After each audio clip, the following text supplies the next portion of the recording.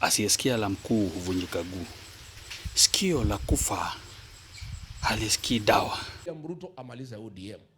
Mukanipigia kelele, mukaniambia to keep off. I have seen Gladys Wanga now is crying.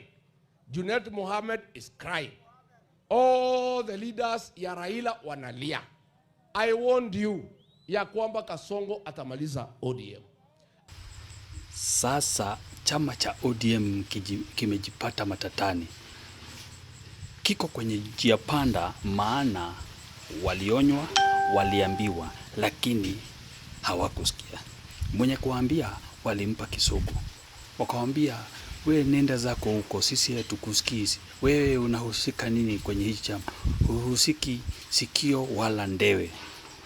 Rigiji baada ya kuambia hayo yote wakampuuza. Sasa wanakuja kujionea hadharani wenyewe na macho yao wenyewe kwamba chama chao sasa kiko kwenye njia panda. Kwa sababu gani?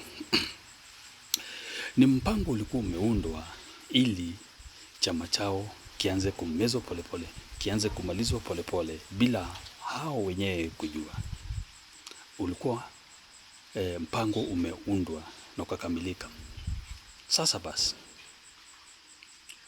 mwenye kupanga hayo ako na mguu wake kwenye eneo la ODM kule ambapo kuna wafuasi sugu, eneo la Luo Nyanza.